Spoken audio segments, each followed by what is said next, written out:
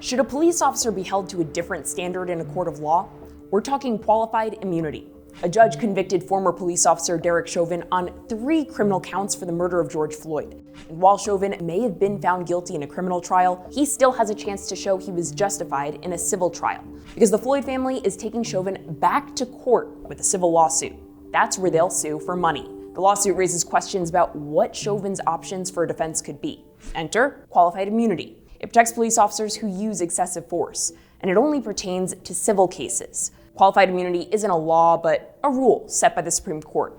It says state officials are protected from being held liable in civil cases, quote, even when they break the law. But some say qualified immunity just protects police who know they're wrong, essentially giving them a license to kill. It deprives people of meaningful justice, even when everyone agrees their constitutional rights have been violated.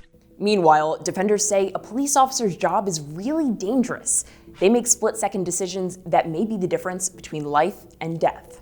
We want to give the officers the ability to act and not create an environment where the police will be so intimidated to act because they're afraid they're going to be sued that they simply avoid those situations and don't act even in emergency or urgent situations.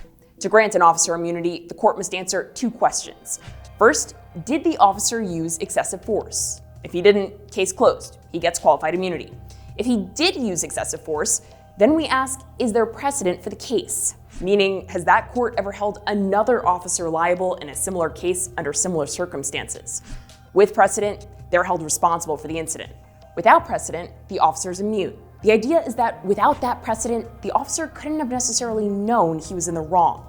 We'll be watching to see if Chauvin gets qualified immunity in his civil trial. So now that you know what qualified immunity is, you be the judge. Don't forget to rate this story on the bias meter on our website.